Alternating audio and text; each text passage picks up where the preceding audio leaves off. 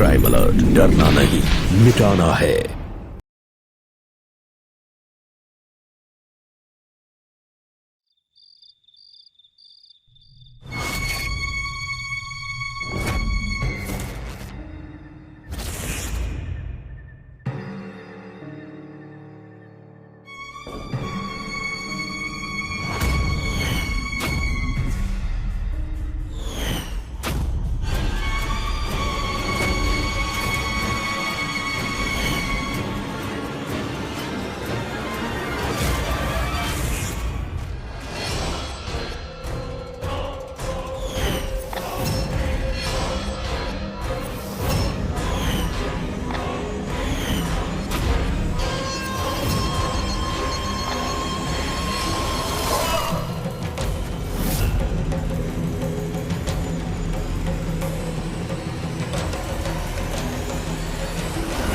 ईंट और पत्थरों से एक मकान खड़ा होता है, लेकिन इस मकान को घर बनाने में परिवार के सदस्यों का योगदान अहम हो जाता है।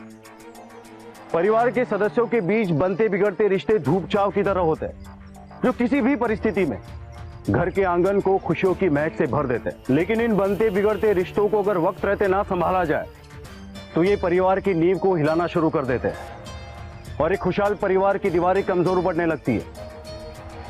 नमस्कार, मैं गिरीश जैन। क्राइम अलर्ट की आज की कहानी यूपी के एक ऐसे ही परिवार की है जहां रिश्तों ने अपनी परिभाषा ही बदल कर रख दी।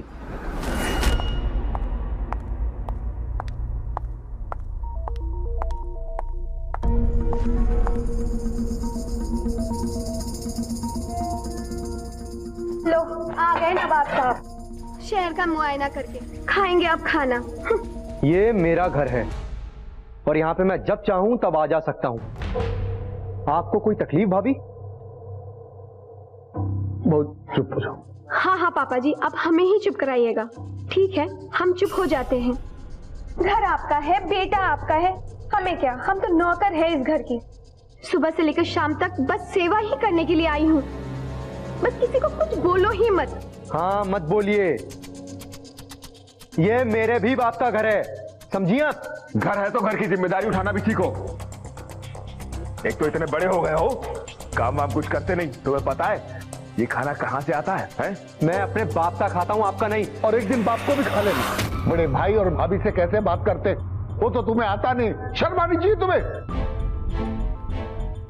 1 साल बचा है मेरी सरकारी नौकरी में, इसके अंदर कुछ कर लो, वरना एक फूटी कौड़ी नहीं दूंगा इस घर से मैं तुम्हें।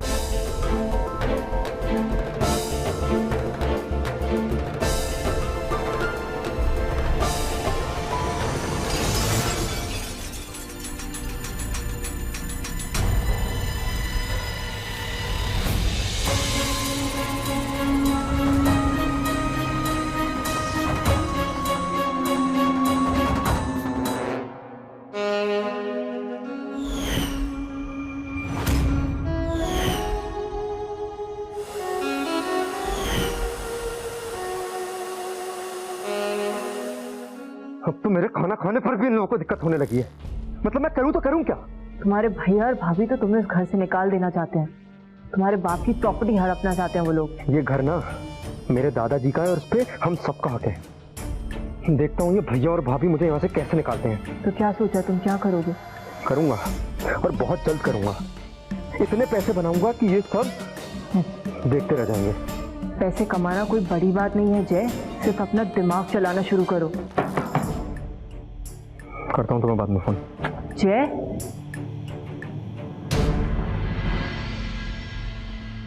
थाली फेंक दी।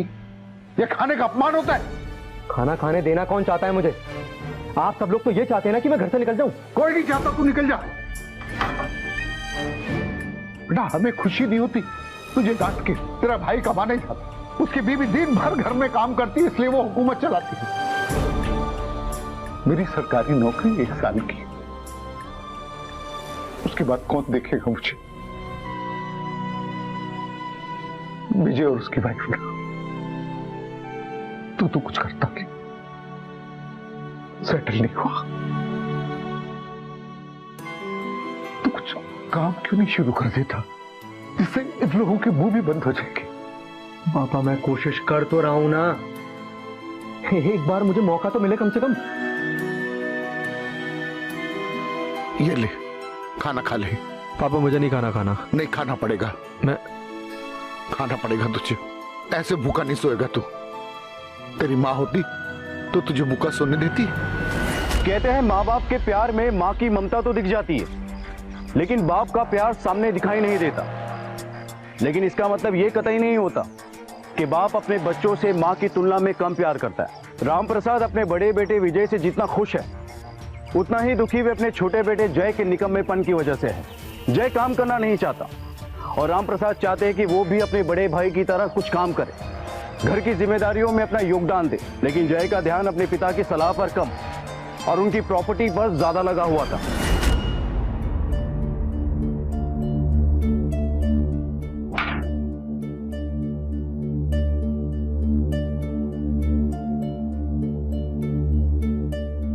क्या हुआ? दिन भर काम करते करते मेरी हालत खस्ता होते जा रही है। मुझे ये समझ में नहीं आता, आप मुझे इस घर में शादी करके लेके आए हो क्या इस घर की नौकरानी बनाकर? तो फिर एक नौकरानी रख लो ना। किसी ने मना किया? आपके बाबूजी ने और किसने? उनको तो बस अपने बहू के ही हाथों का खाना चाहिए। सुनो, मेरे मन में एक ख्याल आया, क्यों ना जय की शादी कर दी जाए। घर में बहू भी आ जाएगी और जय को अपनी जिम्मेदारियों का एहसास भी हो जाएगा और तुम्हें आराम भी मिल जाएगा। और वैसे मैंने एक लड़की देख रखी है, बड़ी सीधी है। आप पापा जी से एक बार बात करके देखिए।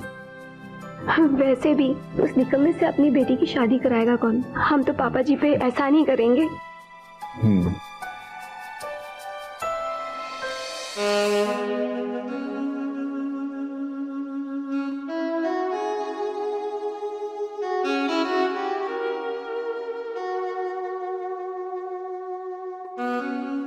वाह, कितना ब्यूटीफुल नेकलेस है ये।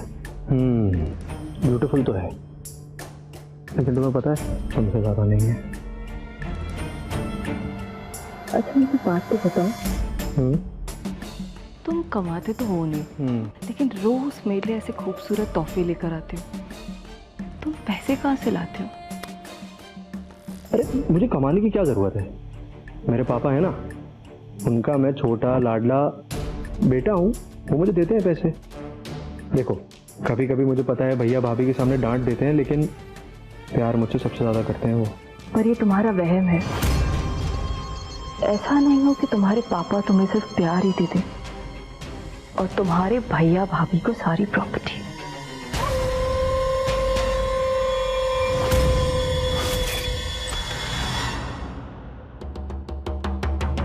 कहाँ थे दिन भर? दोस्त क्या था? पता है कौन से दोस्त क्या थे? आपका मुझसे बहस करे बिना खाना कम नहीं होता क्या? मतलब जब भी मैं घर पे आता हूँ कोई ना कोई टॉपिक उठाकर मुझ पर चिल्लाना आपका और भैया का रोज का काम बन चुका है। चिल्लाएंगे, रोज चिल्लाएंगे, वरना आवारागर्दी करना बंद कर दो। वैसे भी मैंने और विजय ने फैसला कर लिया कि तुम्हारी शादी करवा देते हैं। शादी? ये शादी की बात अचानक कहां से आ गई? आ गई। शादी होगी, पत्नी घर में आएगी, बीवी को देख के कुछ तो जिम्मेदारी का एहसास होगा, काम करोगे। बहुत हो गया, अब जैसा हम कह रहे हैं वैसा करो, वरना घर में मुफ्त की रोटियां तोड़नी बंद करो। अब आप जानते हैं ना कि मैं पायल से शादी करना चाहता हूँ। उस 2 कौड़ी की लड़की का ख्याल तुम्हारे दिलो दिमाग से गया नहीं अभी तक? वो लड़की हमारे इस घर की बहू कभी नहीं बन सकती।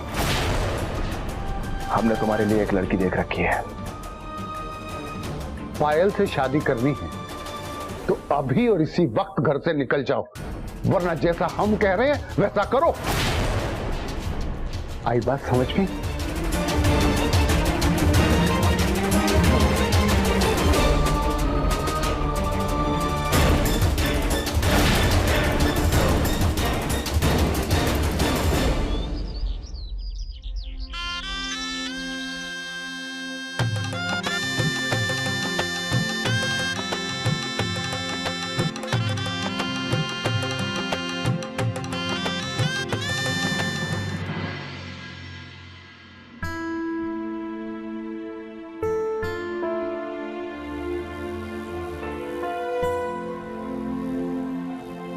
सुनिए, खाना खा लीजिए। क्या है ये? सोयाबीन? तो मैंने पता, मुझे सोयाबीन की सब्जी नहीं पसंद।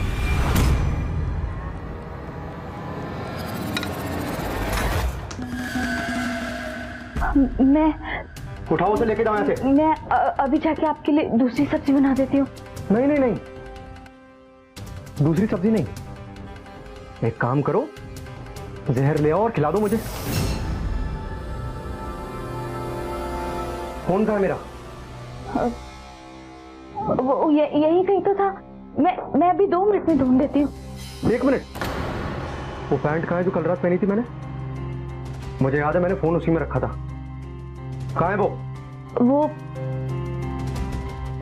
वो पैंट तो मैंने भिगो दी, खराब हो गई थी इसलिए। एक बात बताओ, तुम क्या पागल पागल हो? अरे उसमें देख नहीं सकती थी कि फोन है या नहीं? ना जाने किस पागल को मेरे पापा ने मेरे सर मर दिया। अरे मेरी लाइफ में प्रॉब्लम्स कम थी जो तुम मेरे और सर आ गई। और तुमसे तो बात ही करना बेकार है। हटे यहाँ से।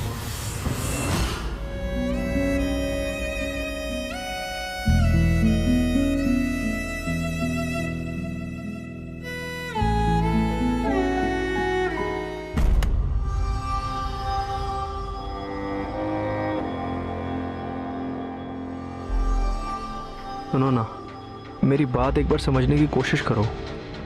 क्या सुनो? कुछ बचा भी है अब सुनने के लिए? ये सब इतनी जल्दी हो गया कि मैं कुछ कर ही नहीं सका पायल। मौज करो मुझसे और शादी करो किसी और से। तुम्हारी तो अच्छी खासी ऐश कट रही है जय। तुम यहाँ क्या कर रहे हो? जाओ ना बीवी के पास। शादी नहीं, ये समझ लो कि मेरी जिंदगी बर्बाद हो गई है। तुम्हें पता है, भैया और भाभी ने जानबूझ के मेरे साथ ये सब किया है। एक गवार लड़की को मेरे गले डाल दिया। ये सब तुम्हारे भैया भाभी की चाल है। तुम तो कमाते हो नहीं। तुम्हारे बाप की प्रॉपर्टी पे ना ही तुम्हारा और ना ही वो तुम्हारी बेवकूफ बीवी का हक है, और ना ही तुम अपना हक जता सकते हो जय। क्या करूं, मेरे कुछ समझ में नहीं आ रहा। तुमसे दूर भी तो नहीं रह सकता।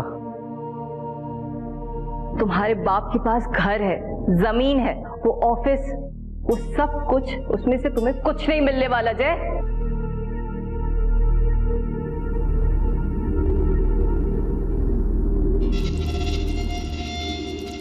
पर मेरे पास एक तरीका है जिससे तुम अपनी भाभी की नजरों में उठ भी जाओगे और तुम्हें छुटकारा भी मिल जाएगा अपनी उस बेवकूफ बीवी से। कैसा तरीका? तुम्हारे बाप की सरकारी नौकरी खत्म होने में कुछ ही वक्त है ना? हाँ तो अगर ऐसा कुछ हो जाए कि तुम्हारे बाप का एक्सीडेंट हो जाए या हत्या। क्या तुम्हारा दिमाग खराब हो गया है? भले ही मेरे पापा मुझे डांटते हैं सबके सामने, लेकिन मैं जानता हूं कि वो मुझसे बहुत प्यार करते हैं। तो एक काम करते हैं ना जय, अगर तुम्हारा बाप तुमसे इतना ही प्यार करता है तो पैसे ले लो उनसे, कर लो कोई बिजनेस, देखते हैं। तुम्हारा बाप तुम्हें पैसे देता है या तुम्हारे भाई पर लुटाता है? चीयर्स।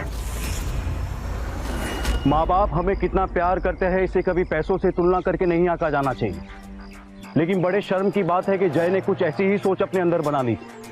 जय के पिता उसे कितना प्यार करते हैं ये अब उस बात से तय होना था कि जय के पिता उसे बिजनेस शुरू करने के लिए पैसे देते हैं या फिर नहीं।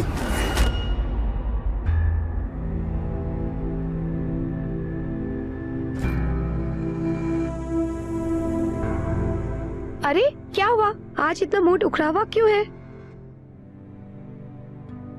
इधर बिजनेस में कुछ दिनों से बहुत लॉस चल रहा है, समझ में नहीं आ रहा कि क्या करूं। सोच रहा हूं कि पापा से कुछ पैसे उधार ले लूं। हाँ हाँ बिल्कुल ठीक सोच रहे हो। जब पापा के पास इतने पैसे हैं तो मांगने में दिक्कत ही क्या है?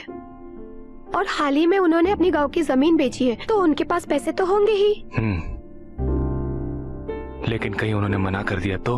मना क्यों करेंगे? उनके दोनों बेटों में से आप ही हैं जो अपने पैरों पे खड़े हैं, और फिर आपकी मदद नहीं करेंगे तो किसकी करेंगे? उस निकम्मे जय की इससे पहले कि वो निकम्मा जय सारी जायदाद बेच के खा जाए, अब जल्दी से पापा से बात कर लीजिए, ठीक है?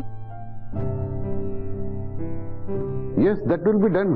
हाँ हाँ हाँ, जी जी जी, हाँ पापा। ओके, ठीक है। पापा बोलो। वो मुझे 5 लाख रुपए चाहिए। क्यों? वो मैं अपना नया बिजनेस शुरू करना चाहता हूँ। पहले कितने बिजनेस शुरू कर चुके हो? कुछ हुआ? कितने पैसे बर्बाद कर चुके हो तुम? और कितने पैसे बर्बाद करना चाहते हो? अगर मेरी सरकारी नौकरी नहीं होती और ये पुरखों का घर नहीं होता तो रोड पे आ गए होते हम। पापा बस आखिरी बार, मैं इस बार आपको प्रूव करके दिखाऊंगा। और कितनी बार? पापा बस ये आखिरी बार, मैं इस बार आपके पैसे नहीं डुबाऊंगा। एक बार मुझ पर भरोसा करके देखिए पापा, प्लीज, एक आखिरी बार। सुनो, मैं तुम्हें फूटी कौड़ी नहीं दूंगा। अब जो कुछ करना है अपने दम पे करो, पैसे कमाओ, बिजनेस करो, जो कुछ करना करो, मुझसे उम्मीद करना बंद कर दो। ऐसा नहीं हो कि तुम्हारे पापा तुम्हें सिर्फ प्यार ही दे देंगे और तुम्हारे भैया भाभी को सारी प्रॉपर्टी। देखते हैं तुम्हारा बाप तुम्हें पैसे देता है या तुम्हारे भाई पर लुटाता है।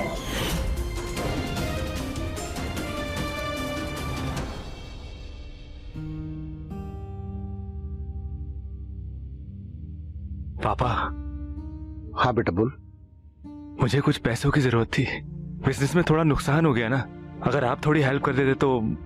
कितने पैसे चाहिए? 20 लाख। बेटा मैंने गांव की जमीन बेची है, पैसे मेरे सेविंग अकाउंट में। ठीक है, तुझे नुकसान नहीं हो, चेक दे देता हूं तुम्हारे को, ये ले। थैंक यू पापा। इट्स ऑल राइट, खुश रहो।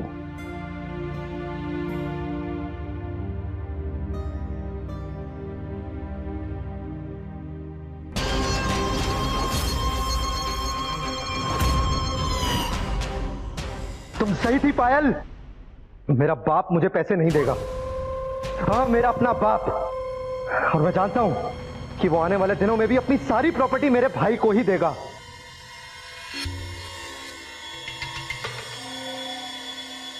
मेरे घर वालों ने मेरे साथ मिलकर साजिश की है ना, और मेरा भाई अपने आप को बहुत चालाक समझता है, बहुत। अब मैं बताता हूं कि चालाकी कहते किसे हैं।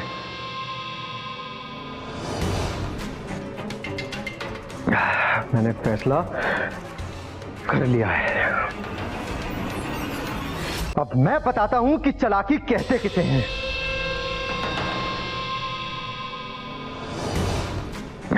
मैंने फैसला कर लिया है।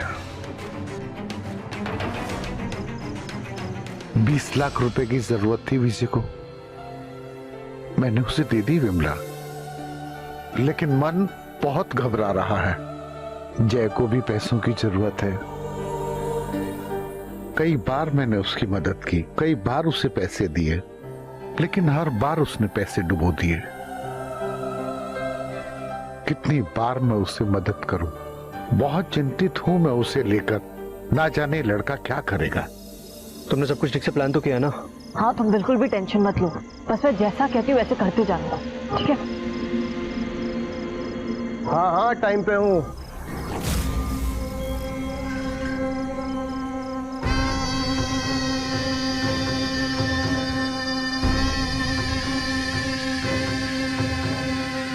एक खून करना है। 5 लाख। मैं 5 लाख रुपए उसे दे रहा हूं, पर ये आखिरी मौका होगा। अब तो तुम खुश हो ना? अभी 1 लाख रुपए हैं, बाकी के 4 लाख काम होने के बाद। मारना किसको है?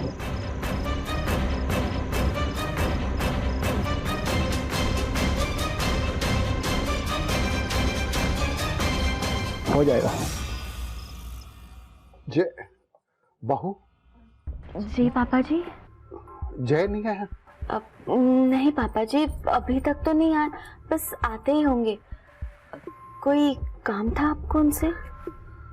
हाँ वो उसके लिए कुछ पैसे निकाले थे मैंने, ये 5 लाख रुपए। ये किस लिए पापा जी? बेटा वो जय है ना, उसको नया बिजनेस शुरू करना था, उसके लिए है। एक मिनट तुम उसको मत बताना, कल सुबह मैं खुद उसको बता दूंगा, ठीक है? ठीक है पापा जी।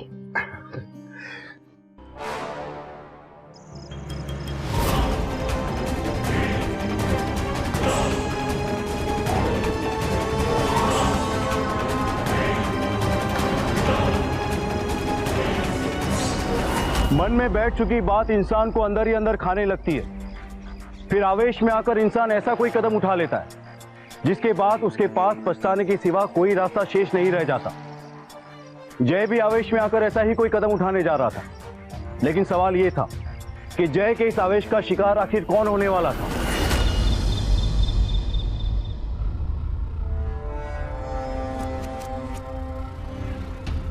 नीतू, जी कहिए ना। आज नींबू पानी पीने का मन है। हाँ बस अभी बना देती हूँ मैं आपके लिए। ठीक है, मैं अपने कमरे में हूँ।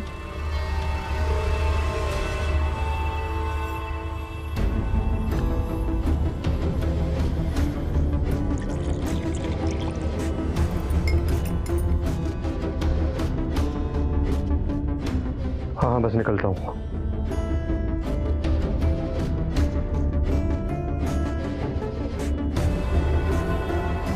लीजिए।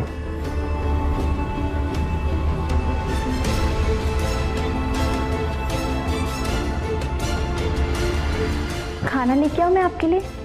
नहीं मुझे भूख नहीं है। अब खीर खाएंगे आप? बहुत अच्छी बनी है। एक बार बोला ना भूख नहीं है, समझ नहीं आता। मुझे अभी कहीं बाहर जाना है, मैं थोड़ी देर में आता हूँ।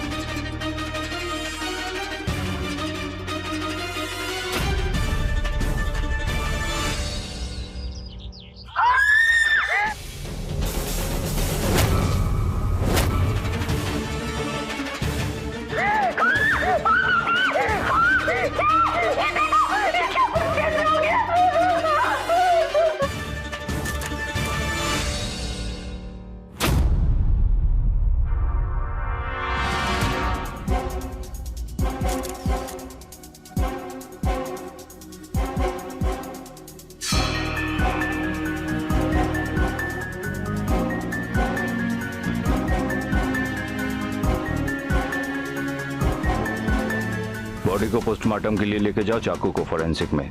Okay sir.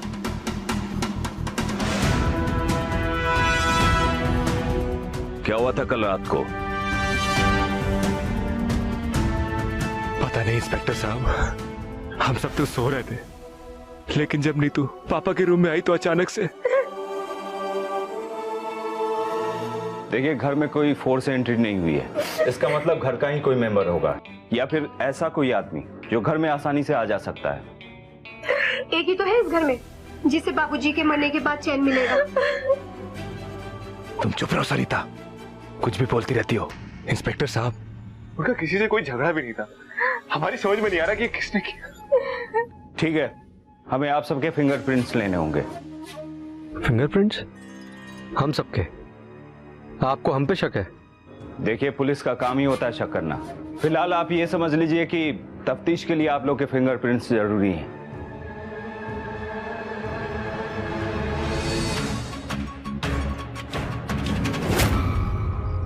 मेरी अर्जी सरकार तक पहुंचा दीजिए मोहन बाबू।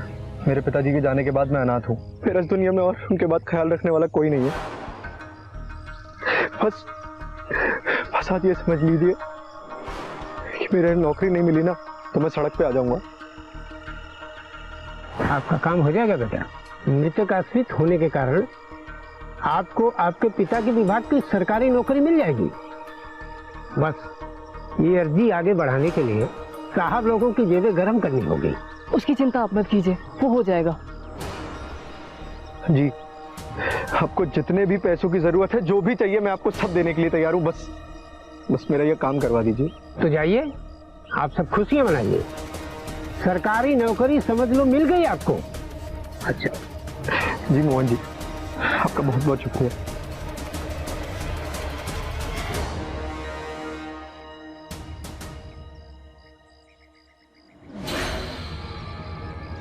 आपके पिता के खूनी का पता चल चुका है।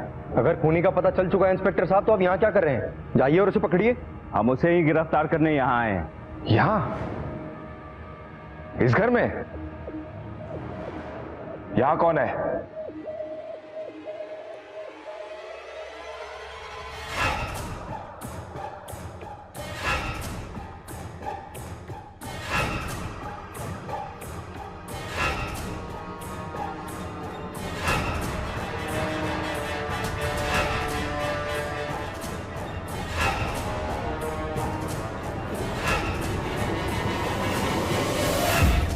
ये है आपके पिता के खूनी।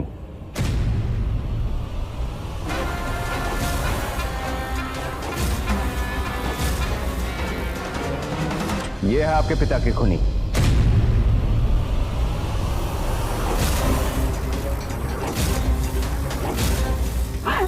इंस्पेक्टर साहब, आपसे जरूर कोई भूल हुई है। मैंने ऐसा नहीं किया। जय, तुम सुन रहे हो ना? मैंने पिताजी का खून नहीं किया।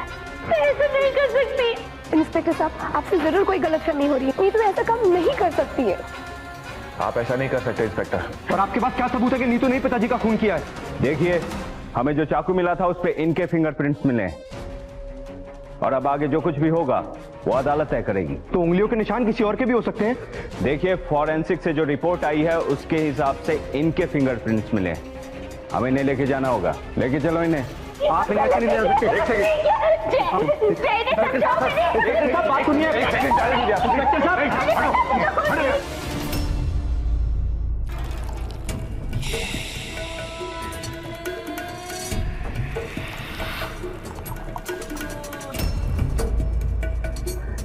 Cheers.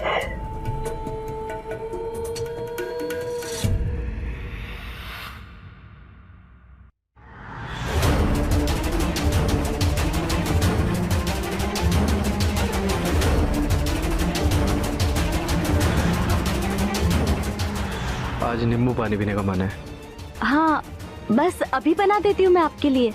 ठीक है, मैं अपने कमरे में हूँ।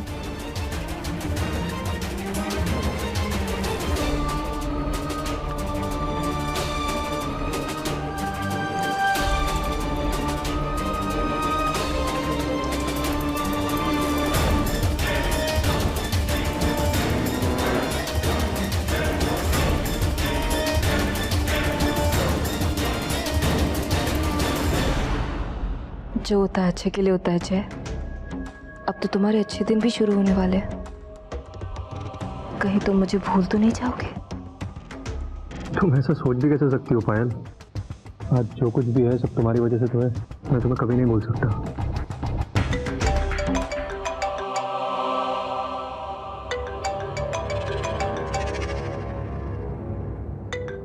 चलो पकड़ो। साहब, अगर आपका जश्न मन गया हो तो मेरे बाकी के 4 लाख भी दे दो। याद है ना? भाई अभी नौकरी मेरी नहीं लगी है, एक बार 1-2 दिन में मेरी नौकरी लग जाए, उसके बाद फिर मैं आपके सारे पैसे लौटा दूंगा। 1-2 दिन में अगर मेरे पैसे नहीं मिले ना तो आपके जश्न को मैं मातम में बदल दूंगा। एक बार आप मेरी बात। फोन काट दिया। Don't worry, relax.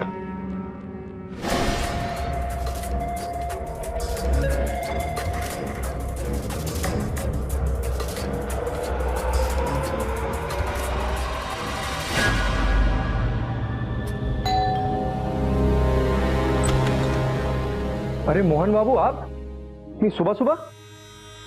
कुछ खुशखबरी सुनाइएगा। खुशखबरी ही है जय बेटा, मिठाई खिलाओ मिठाई। आपका काम हो गया, आपके पिताजी की जगह सरकारी नौकरी आपको मिल गई। क्या खुशखबरी सुनाई है आपने मोहन बाबू? बस इसी दिन का तो मुझे इंतजार था। सरकारी नौकरी मिल गई है मुझे, सरकारी नौकरी। अब देखता हूं कौन निकालता है मुझे पुश्तैनी घर से। मोहन बाबू, मैं आपका एहसान कभी नहीं भूलूंगा। मैं आपसे बाद में मिलता हूं। धन्यवाद। नमस्कार। नमस्कार।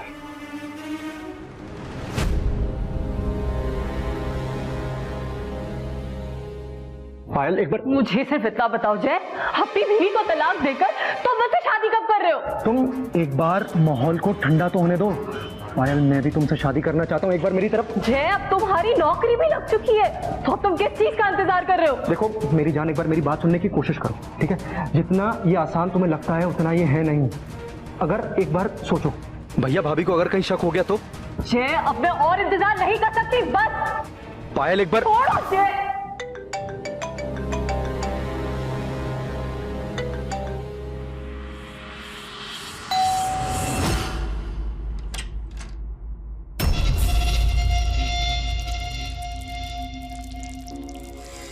जय? नहीं, जय तो घर पर नहीं है। आप कौन? कब तक आएगा? मुझे नहीं पता। क्या काम था? कुछ नहीं, बस पर्सनल कुछ था। आएगा तो कहिएगा कि फोन उठा ले, वरना प्रॉब्लम हो जाएगी। प्रॉब्लम? लेकिन आप है कौन? बता दीजिएगा बस।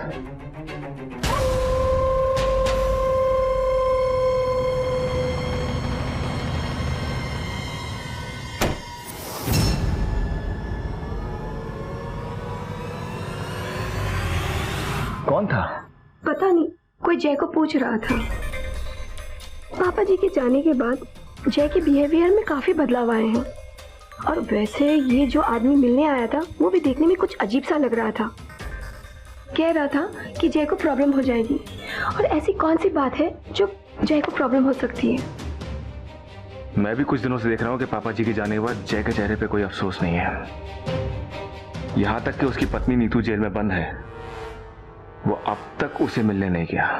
आपको क्या लगता है पापा जी का खून नीतू ने ही किया होगा?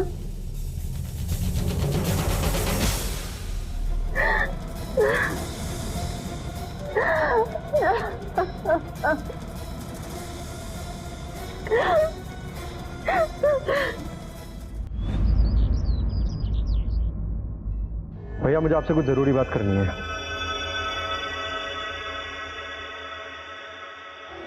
बोलो। मैं नीतू को तलाक दे रहा हूं। तलाक? लेकिन क्यों? तो आप लोग क्या चाहते हैं कि मैं अपने पिता के कातिल के साथ रहूं? भैया, मैं ऐसा नहीं कर सकता। मैं दूसरी शादी कर रहा हूं। दूसरी शादी? पापा को गुजरे हुए अभी कुछ ही तो दिन हुए हैं और तुम? मैं आपकी यहां पे राय लेने नहीं आया हूं। मैं आपको ये बताने आया हूं कि मैं दूसरी शादी कर रहा हूं, बस।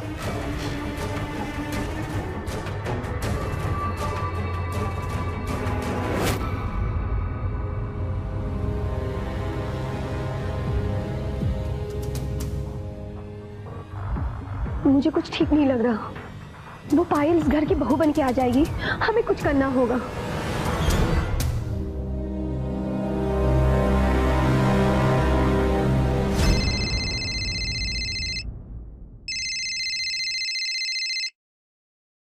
हेलो हेलो इंस्पेक्टर साहब।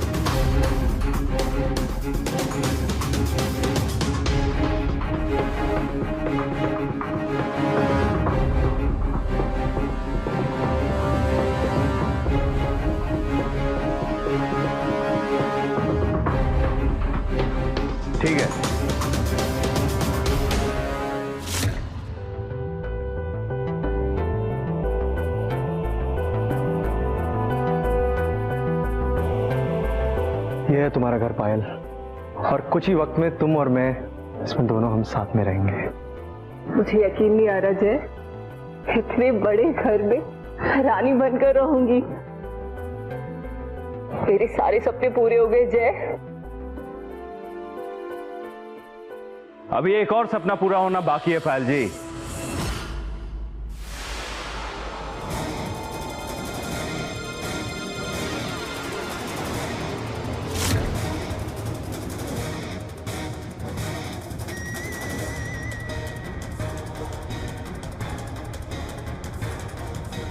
मेरे बाप की कातिल को आप यहाँ लेके क्यों आए हैं? ले जाइए इसे यहाँ से, मैं इसकी शक्ल नहीं देखना चाहता। तुम्हारे बाप की कातिल तुम्हारी बीवी नीतू नहीं है, बल्कि तुम खुद हो। क्या बकवास कर रहे हैं आप? बिना गवाह बिना सबूत के आप किसी पे कुछ भी इल्जाम लगा देंगे? चिल्लाओ मत, सबूत और गवाह दोनों साथ लेकर आया हूं, लेके आओ उसे।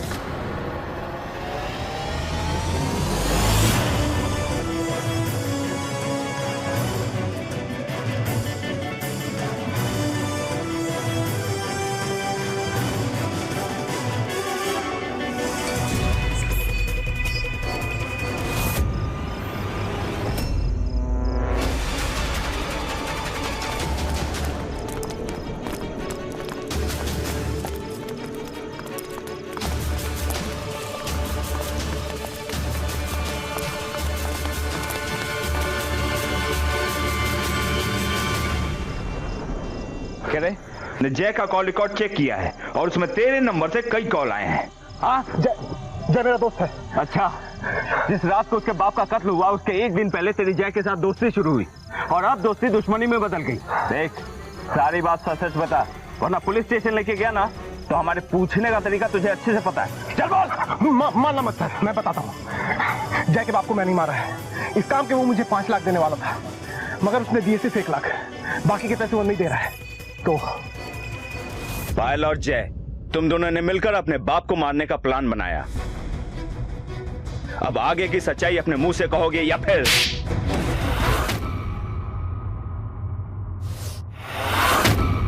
तुमने पापा को मारा?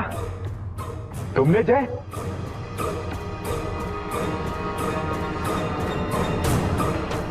अरे ऐसा क्यों किया तुमने? हर बार वो तुम्हारी मदद करते थे, सिर्फ तुम्हारी। तुमने पैसे मांगे तो तुम्हें दे दिए, मैंने पैसे मांगे तो मुझे ठेंगा दिखा दिया। कब तक बर्दाश्त करता मैं ये जिल्लत? अरे कब तक? इसलिए मैंने फैसला कर लिया था। आज नींबू पानी पीने का मन है।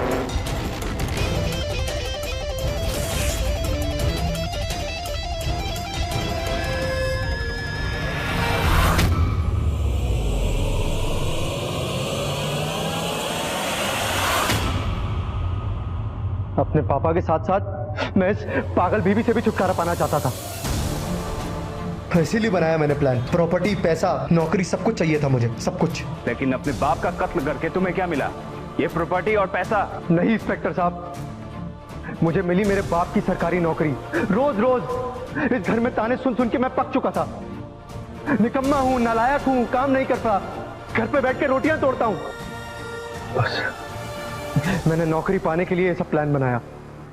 एक छोटी सी सरकारी नौकरी पाने के लिए आपने आपके पिताजी का खून कर दिया। आज पता चल रहा है कि आप कितने गलत इंसान हैं। आपको पता है, आपके पिताजी आपसे बहुत प्यार करते थे, बहुत ज्यादा। आपका बिजनेस शुरू करने के लिए उस शाम वो मुझे 5 लाख रुपए देकर गए थे, पर उन्होंने मुझसे कहा था कि मैं आपको वो पैसे ना दूं, क्योंकि अगली सुबह वो खुद आपको आकर ये पैसे देने वाले थे। आखिरी बार उन्होंने आप पर भरोसा किया। वो सिर्फ और सिर्फ आपकी खुशी चाहते थे, और आपको तो सुबह तक का भी इंतजार नहीं था। और अफसोस की बात ये कि आप आपके पिताजी को आज तक समझ ही नहीं पाए। पायल जी, अच्छा दिमाग लगाया था आपने। तुम दोनों की साजिश का पर्दाफाश हो गया। पायल जी, आपको और जय तुम्हें तुम्हारे बाप के कत्ल के जुर्म में गिरफ्तार किया जाता है। चलो। मुझे माफ कर दीजिए पापा, मैं आपको समझ नहीं सका। मुझे माफ कर दीजिए, मुझे माफ कर दीजिए।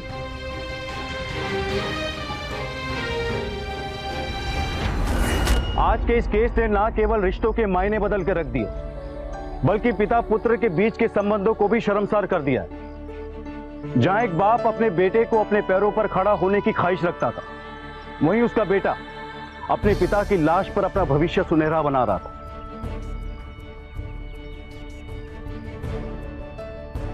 तो उसे अपने पिता का खून करके नौकरी ना लेनी पड़ी। जय ने अगर एक बार भी अपने पिता के दिल के अंदर झांक कर देखा होता, तो शायद उसे अपने पिता के अंदर छुपा एक संवेदनशील बाप दिखाई देता, जिसकी डांट फटकार में भी अपने बेटे के लिए भलाई छुपी थी। और शायद जय अपने पिता की इतनी निर्ममता से हत्या ना करवाता। माँ बाप की डांट फटकार, उनकी हमारे प्रति चिंता कहीं ना कहीं हमारे लिए ही होती है, हमारे भले के लिए होती है। हमारा भविष्य संवर जाना यही उनका स्वार्थ होता है, और हमारे माँ बाप के इस स्वार्थ को हमें पहचानने की जरूरत है। इसी के साथ मैं गिरीश जैन क्राइम अलर्ट के इस एपिसोड में आपसे विदा लेता हूं। फिर मिलूंगा ऐसी एक सच्ची घटना के साथ। तब तक बी अलर्ट, बी सेफ।